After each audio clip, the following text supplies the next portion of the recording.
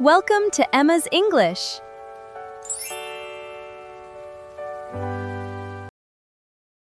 Hey, English learners! Welcome back to Emma's English Talk, your cozy little place to learn real everyday English through natural conversations.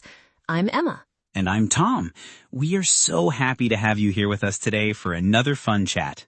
Today, we are going to talk about something that I think happens to absolutely everyone, but it always makes us feel so silly. Oh, I love these kinds of topics because they make me feel better about my own silly mistakes. What is it today, Emma? Well, have you ever met someone new? They tell you their name, you shake hands, and literally 2 seconds later, you realize you have completely forgotten their name. Oh my goodness, Emma, you are describing my daily life. That happens to me so often that I sometimes think my brain has a small leak. I am so glad I am not the only one. Yesterday, I went to a local neighborhood meeting and I met 3 new neighbors, but their names were gone instantly. It is incredibly common, but it always makes us feel so embarrassed because we want to be polite and friendly. Exactly. You want to show that you care about them, but your brain just decides to delete the information immediately. Why do you think that happens, Emma? Is it because we're not paying attention, or is it just too much information at once? I think it is because we are so focused on making a good impression, smiling and shaking hands, that we forget to actually listen. That makes a lot of sense because we are thinking about what to say next instead of focusing on the name they are saying. Yes, we are planning our next words, like saying, "Nice to meet you," so our ears hear the name, but our brain does not save it. I read an article about this, and scientists say our brains do not think names are very important unless we connect them to something else. That is so interesting. So if someone says their name is Rose, we should think of a flower to help us remember. Exactly. Or if they are named after a famous person, we can connect them to that celebrity in our minds. But when you're in the moment, you're usually too nervous or distracted to do all those brain tricks. Oh, definitely. You're just trying to look normal and friendly, not like a weird person who is secretly playing word games in their head. I know. And then a minute later, you want to ask them a question, and you realize you have no idea what to call them. It is such a funny situation because both people are usually doing the exact same thing without realizing it. You are probably right. The other person is probably sweating and trying to remember your name too. I think we should all just wear name tags every single day to make life easier for everyone. That would save us so much stress, Tom. Imagine never having to worry about forgetting a name again. It would be a dream come true, but since we do not wear name tags, we have to find other ways to deal with this problem. We definitely do.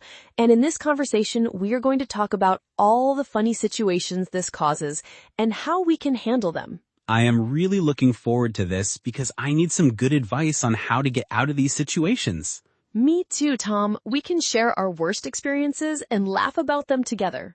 That is the best way to handle these little daily struggles. Just laugh at ourselves and learn from them. Absolutely.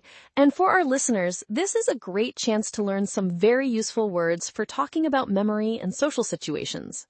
Yes, we have some excellent vocabulary and idioms for you today that you can use in your own daily English conversations. So make sure you listen closely to how we use these words and how we explain them during our chat. We will make sure to keep the language clear and easy to follow as always. Perfect. So let us dive deeper into this topic and talk about what actually happens when we forget a name. Let's do it. I have so many stories about this, and I cannot wait to share them with you. I want to hear all of them, Tom. Let us start with your most recent experience of forgetting a name. Well, it happened just last week at a local coffee shop where I go almost every single day. Oh no, not your regular spot.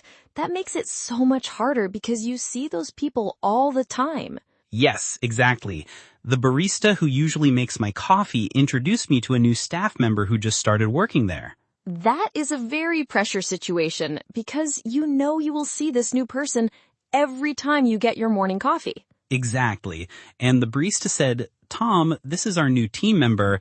And then she said her name, but I was looking at the delicious donuts. Ah, the classic donut distraction. I can't blame you for that because their donuts always look amazing. They do, and because I was looking at the chocolate glaze, the name just went in one ear and right out the other. And then you had to stand there and order your coffee without using her actual name. Yes, I had to say things like, "Thank you so much," or "Have a nice day," without saying her actual name.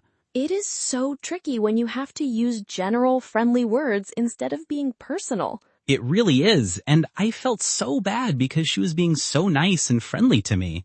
Well, did you ever find out her name, or are you still avoiding using it? I had to wait until another customer came in and called her by her name, so I finally learned it.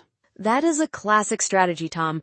Just wait and listen to what other people call them. It works every time, but it takes a lot of patience and luck. It certainly does, and it can be quite stressful while you're waiting for that moment to happen. It really is, and that's just one of many times this has happened to me. That coffee shop story is so relatable, Tom. I think we all have a regular place where we are too afraid to ask for a name again. Yes, because after the third or fourth time you see them, it feels too late to ask, does it not? It definitely does. It feels like you have missed your window of opportunity, and now you are stuck in this silent zone. I always feel like I am playing a game of secret agent, trying to look at their name tag or find their name on a receipt. That is so true. Sometimes I look at their credit card when they pay or try to find them on social media if we have mutual friends. That is some serious detective work, Emma, but sometimes we just have to admit that the name did slip my mind. Wait, Tom, you said the name did slip my mind. What does slip my mind mean exactly? When something slips your mind, it means you forget it completely, even if it is something you should easily remember. Oh, I see. So it is like the information physically slipped out of your brain because it was too slippery to hold on to?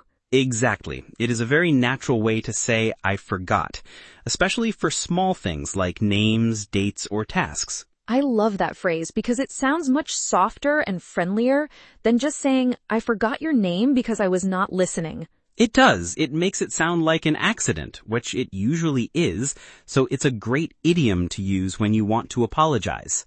So if I forget to buy milk, I can say, oh, buying milk slipped my mind, and it sounds very natural. Yes, exactly. It is perfect for those little moments of forgetfulness that happen to all of us every day. That is a wonderful addition to our vocabulary list for today, and it fits our theme so perfectly. It really does.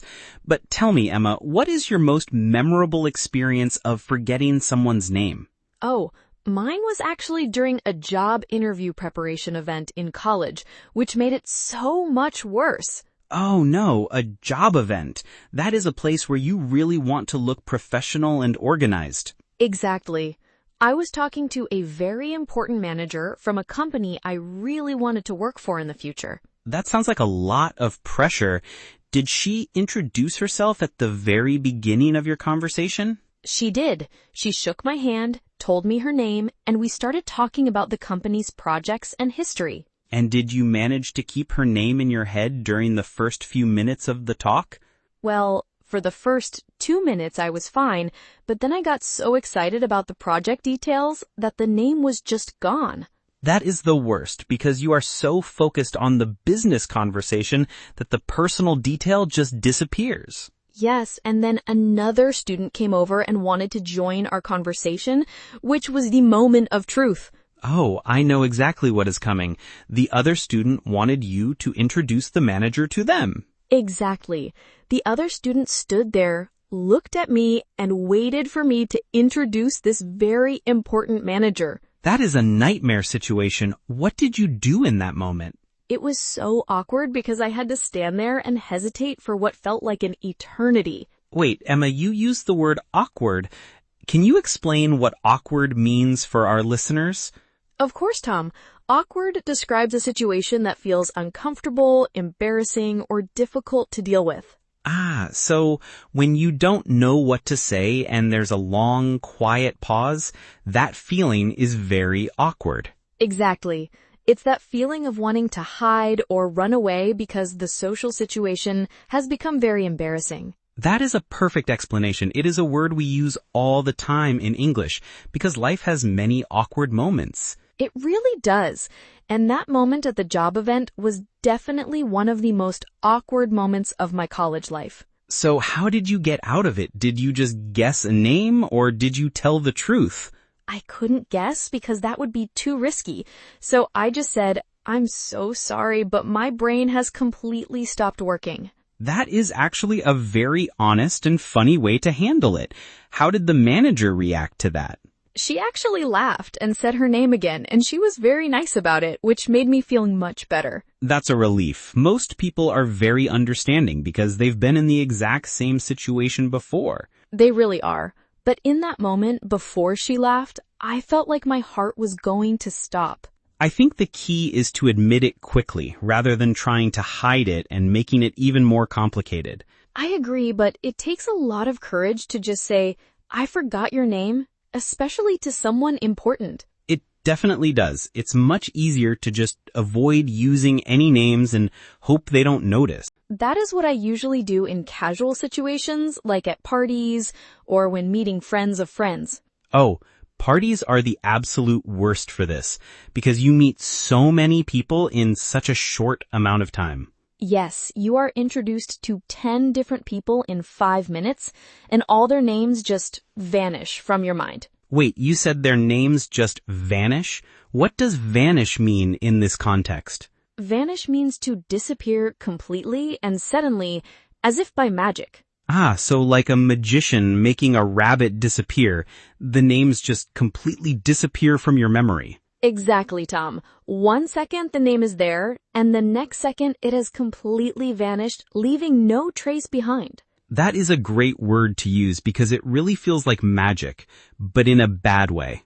It does. It feels like your brain has a black hole that just sucks in all the names and never lets them out. I wonder if there is a medical reason for this, or if our brains are just busy with other things. I think our brains have a limited amount of short-term memory, and names are just very easy to lose. Yes, because names don't usually have a strong meaning by themselves unless we know the person well. Exactly.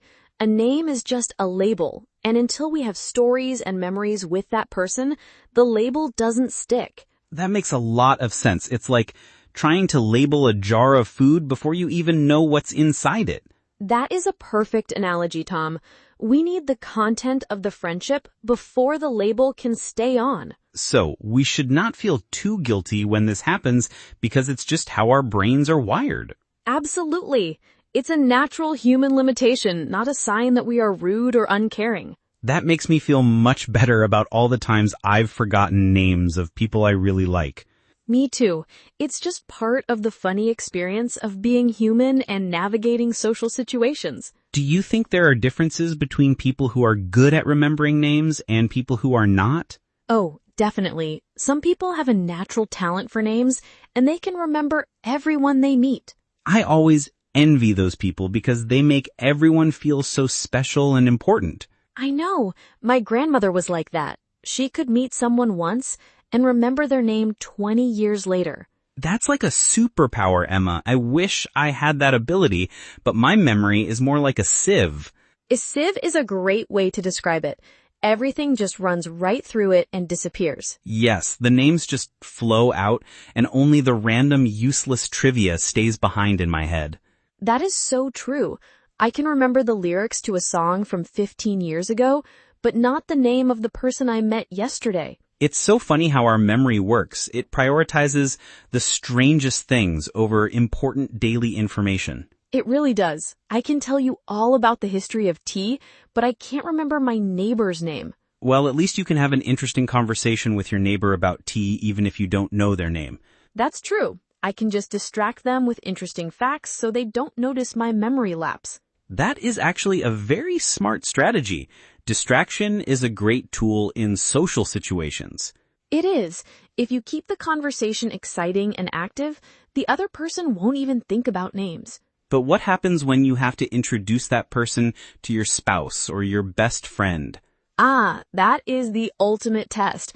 That's when you can't use distraction anymore because your spouse is waiting. Yes, they stand there, look at you, and expect you to do your duty as the mutual friend.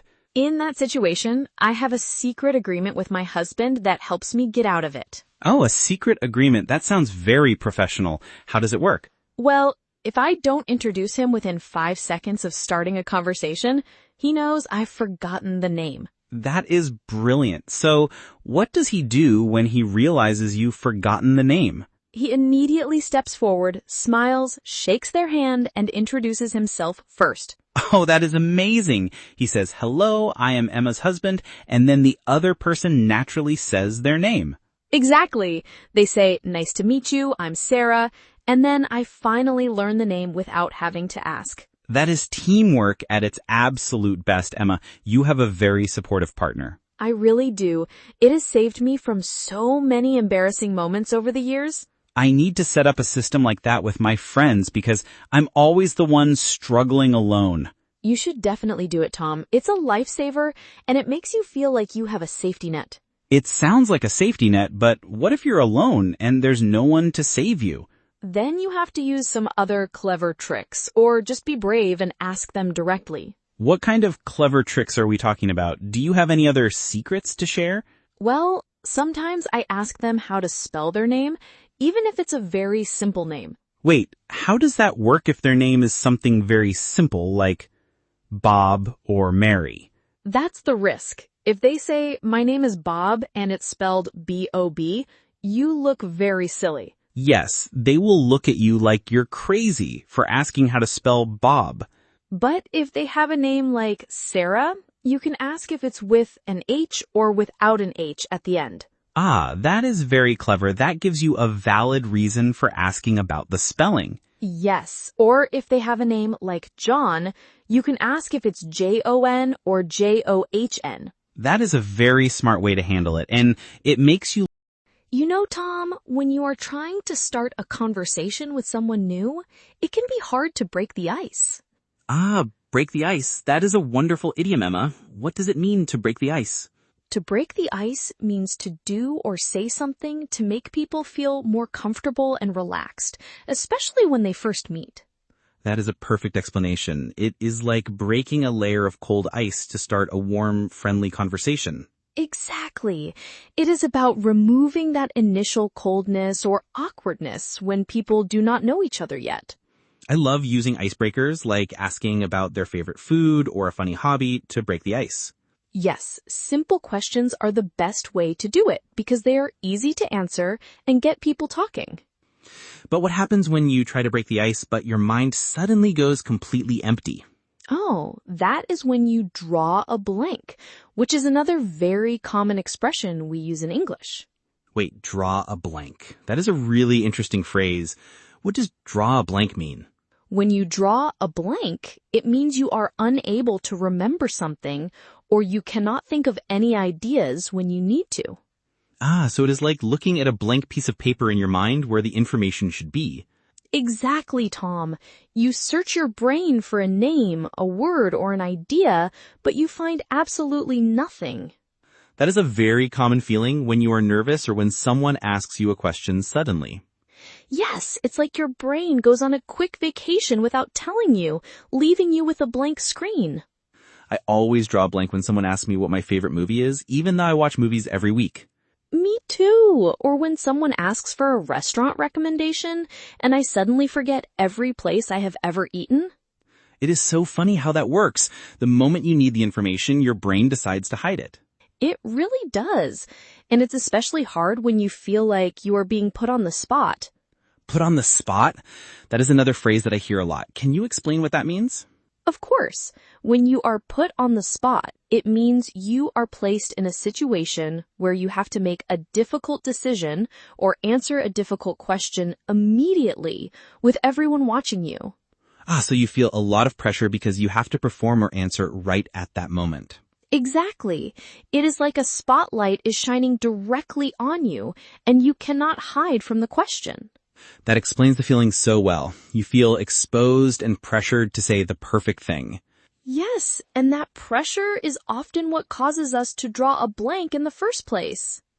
It is a vicious cycle. The pressure puts us on the spot, which makes us draw a blank, and then the situation becomes very awkward. It is indeed. And all of these feelings are connected to that one simple moment of forgetting a name. It is amazing how much psychological drama can happen in just a few seconds of a simple introduction. It really is. It's like a whole movie playing out in your mind while you're just standing there smiling. I think we need to give ourselves a break and realize that social interactions are complex things. We definitely do. There are so many nonverbal cues, facial expressions, and words to process at once. Yes, and we are also trying to manage our own body language and tone of voice at the same time. It is a lot of work for our brains, so it's no wonder we sometimes fail to remember a simple name. I wonder if there are some cultures where forgetting names is considered more or less polite than others. That's an interesting question, Tom. In some cultures, names are very sacred and personal, so forgetting them is a bigger deal. Yes, while in other cultures, people are very casual and do not mind if you forget, as long as you're friendly. In English-speaking countries, people generally try to be polite, but they're usually very understanding about memory slips. Yes, because they know how common it is and they have experienced it themselves many times. I think the most important thing is to show sincerity and warmth, regardless of whether you remember the name. I agree. A warm smile and a friendly tone of voice are much more important than just saying a word correctly. Absolutely. People will remember how you made them feel, not necessarily whether you remembered their name on the first try. That is a very beautiful way to look at it, Emma. The emotional connection is what truly matters. It really is. And that connection is what makes conversations so valuable and enjoyable for us. It is also what makes learning a language so rewarding because it allows us to connect with people from different backgrounds. Yes, language is a tool for connection, and even with mistakes, we can still build wonderful relationships. I have met so many amazing people through learning languages, and we always laugh about our language mistakes. That's the best part. Those shared moments of laughter are what make friendships so strong and lasting. They really are. And it gives you great stories to tell later, just like the ones we're sharing today. Yes, every embarrassing moment is just a future funny story waiting to be told. That is a very positive perspective, Emma. It makes me actually look forward to my next awkward moment. Well, maybe not look forward to it, but at least you won't dread it as much as before. True, dread is a strong word. We should definitely try to avoid dreading our social interactions. Yes, because socializing should be fun and exciting, not a source of stress and worry. I think the key is to practice and become more comfortable with the natural flow of conversation. Exactly. The more you do it, the easier it becomes, and the less power those awkward moments have over you. And for our listeners, practicing their listening skills with podcasts like ours is a great way to build confidence. Yes, because they can hear how we navigate these situations and learn the vocabulary to do it themselves. It's like a rehearsal for real-life conversations in English where they can learn in a safe and comfortable environment. Exactly. They can listen as many times as they want, practice the pronunciation, and really absorb the phrases. That is why I love doing this podcast. It's a very practical and supportive way to help people learn. Me too, Tom. It's incredibly rewarding to hear from our listeners and know that we are helping them on their journey. Yes, their feedback is always so warm and encouraging, which makes us want to keep creating more episodes. It definitely does. We have such a wonderful community of learners from all over the world. It's amazing to think that people in so many different countries are listening to us talk about forgetting names. It is. It shows that no matter where we live, we all share the same daily struggles and funny moments. Yes, we are all human and we are all trying our best to connect with each other. That is a very comforting thought, Emma, and it makes the world feel a little bit smaller and friendlier. It really does, and it makes me appreciate the power of language even more. Well, Tom, we have talked a lot about the struggles of forgetting names, but what about the solutions? Yes, we should definitely share some practical tips on how our listeners can improve their name memory. One classic tip is to repeat the person's name immediately after they say it to help lock it in.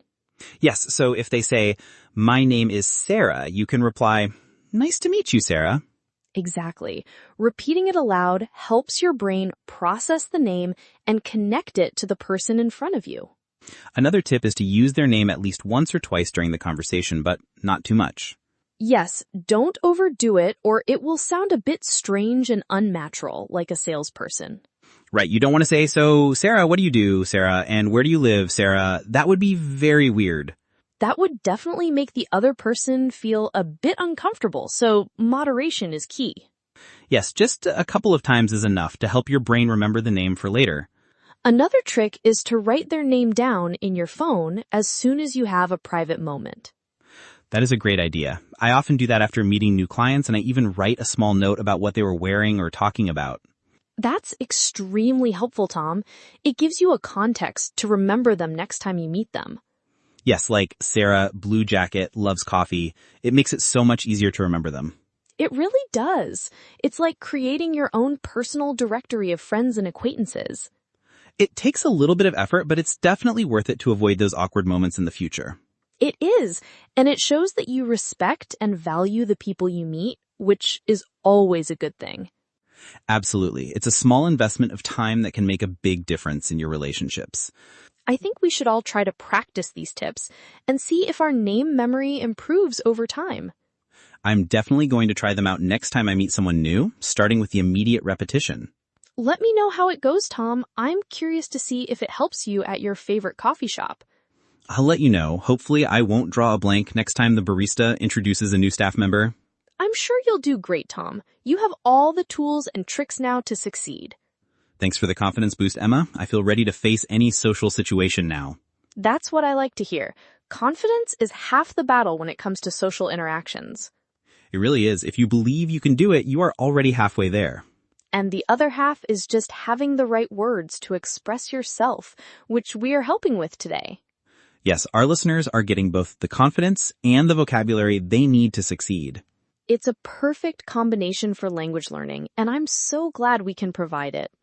Me too, Emma. It's incredibly rewarding to hear from our listeners and know that we are helping them on their journey. It definitely does. We have such a wonderful community of learners from all over the world. It's amazing to think that people in so many different countries are listening to us talk about forgetting names. It is.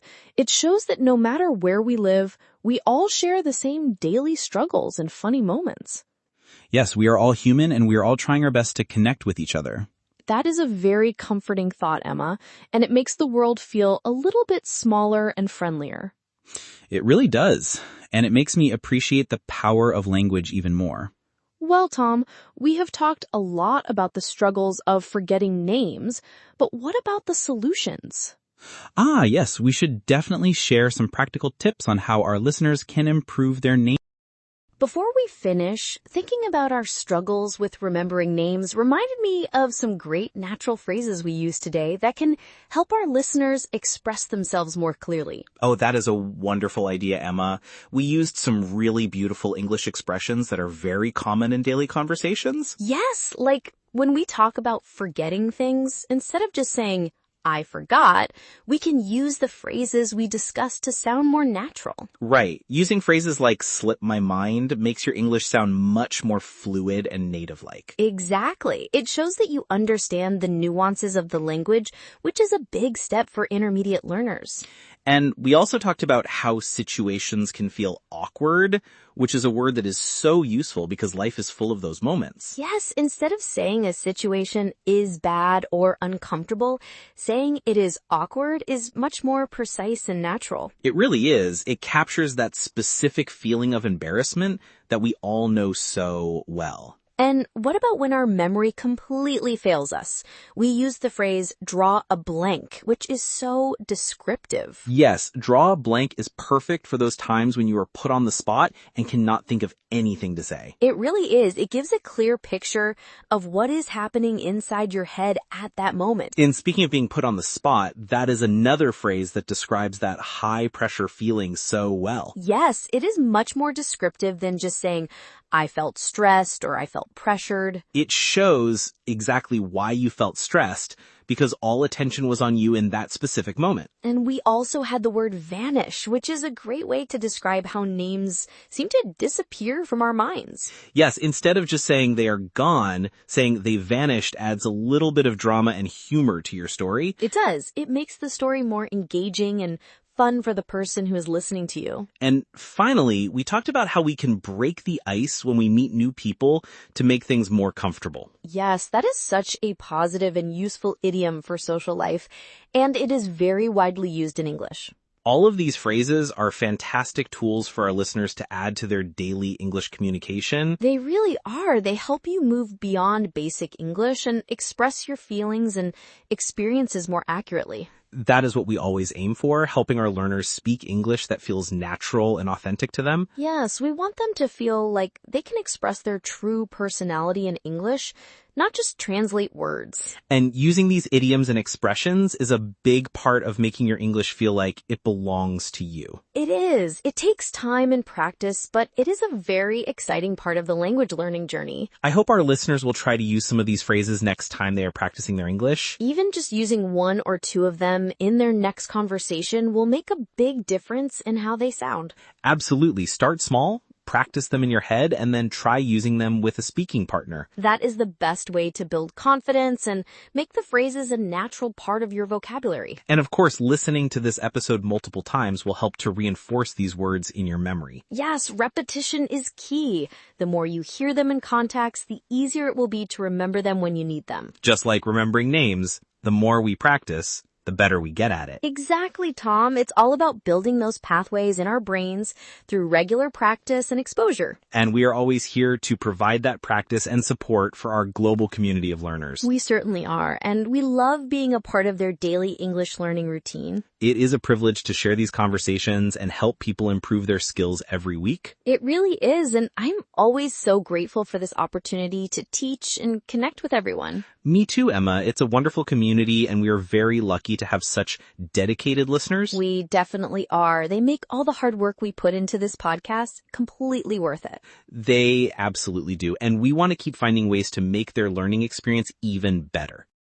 Speaking of remembering new words, did you know we have a PDF script available for today's episode that can help you review everything we talked about? Oh, that is right. The PDF script is a fantastic tool because you can read along while you listen to our voices. Yes, it is completely free, and it is a wonderful way to practice shadowing and check any words you might have missed. Shadowing is such a great technique for improving your pronunciation and the natural rhythm of your English speech. It really is. You can listen to how we say the words and try to copy our pronunciation and intonation exactly. And having the written script in front of you makes it much easier to connect the sounds to the actual words. You can find the link to download the free PDF script in the description of this video, and we also pinned it in the comment section below. That makes it so easy to access, so make sure you grab your copy and start practicing today. And while you are down there checking the link, please do not forget to subscribe to our channel if you have not already. Yes, subscribing and turning on notifications is the best way to make sure you never miss any of our weekly lessons. It also really helps our channel grow, so we can keep creating these high-quality, free lessons for learners everywhere. Every subscription, like, and comment means the world to us and helps us reach more students who want to learn real English. It really does. We read every single comment, and your support always brings a huge smile to our faces. So please take a moment to hit that subscribe button and become a part of our growing English learning family. We would love to have you with us on this journey, and we appreciate every single one of you who supports us. It is a wonderful feeling to have such a supportive community, and we are so thankful for each of you. All right, and speaking of reviewing, before we say goodbye today, let us do a quick review of the 6 key vocabulary words we used in our conversation. That is a great way to lock them into our minds so they do not slip our minds later. The first expression we discussed was slip my mind, which simply means to forget something, usually for a short time. Yes, like when you forget to buy milk or when a name slips your mind during an introduction. Second, we had the word awkward, which describes a situation that feels uncomfortable, embarrassing, or difficult. Like that silence when you realize you do not know the name of the person standing right in front of you. Third, we used the word vanish, which means to disappear completely and suddenly, as if by magic. It is perfect for describing how quickly names seem to disappear from your memory the second you hear them.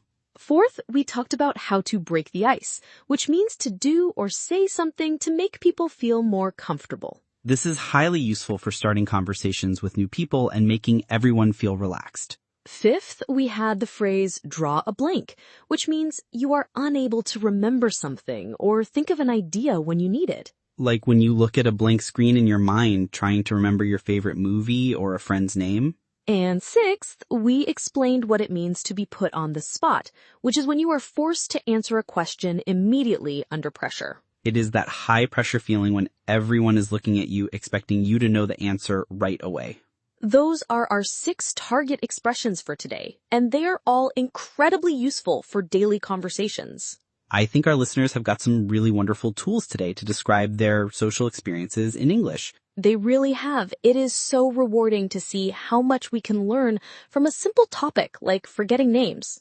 It is indeed. It shows that there is always something interesting and educational to find in our everyday lives. And I hope this conversation helps our listeners feel more relaxed and confident next time they meet someone new. Yes, remember that it is okay to make mistakes, and we can always find a way to laugh about them together. That is the most important lesson of all, both for social life and for learning a new language.